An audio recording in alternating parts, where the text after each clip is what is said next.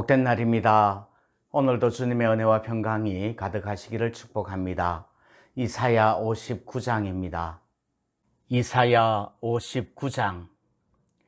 여호와의 손이 짧아 구원하지 못하심도 아니요 귀가 둔하여 듣지 못하심도 아니라 오직 너희 죄악이 너희와 너희 하나님 사이를 갈라놓았고 너희 죄가 그의 얼굴을 가리어서 너희에게서 듣지 않으시게 함이니라.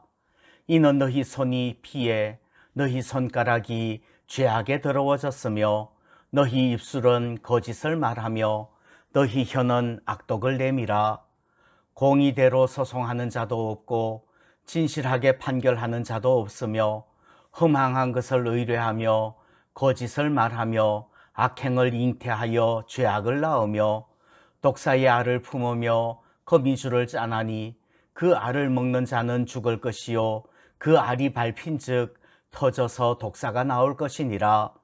그 짠 것으로는 옷을 이룰 수 없을 것이요 그 행위로는 자기를 가릴 수 없을 것이며 그 행위는 제약의 행위라. 그 손에는 포악한 행동이 있으며 그 발은 행악하기에 빠르고 무죄한 피를 흘리기에 신속하며 그 생각은 악한 생각이라. 황폐와 파멸이 그 길에 있으며 그들은 평강의 길을 알지 못하며 그들이 행하는 곳에는 정의가 없으며 굽은 길을 스스로 만드나니 무릇 이 길을 밟는 자는 평강을 알지 못하느니라.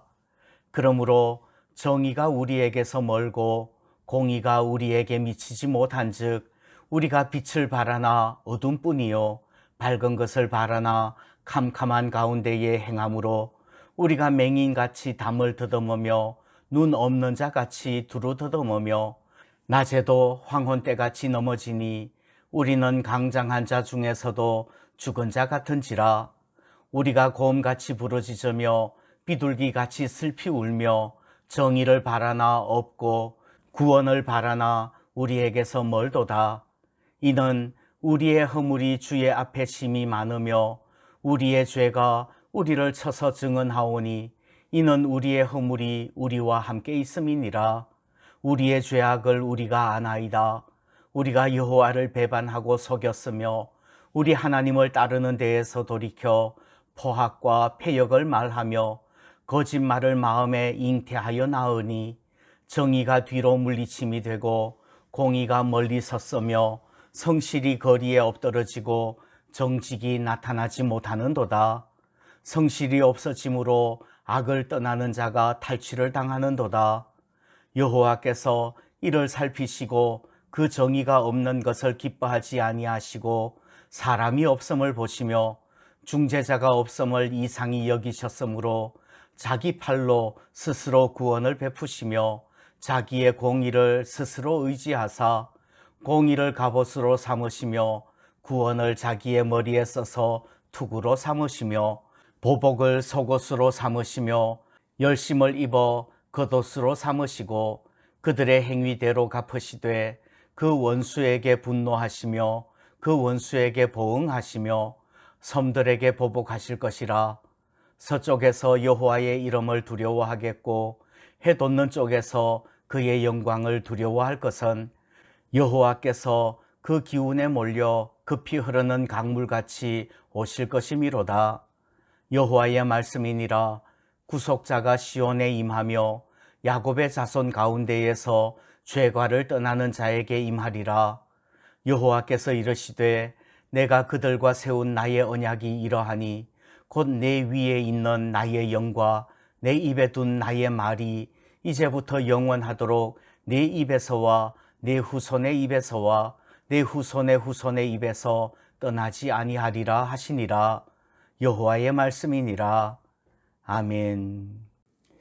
이사야서가 근본적으로 책망하는 부분은 예전의 문제, 형식적인 제사의 문제가 아닙니다.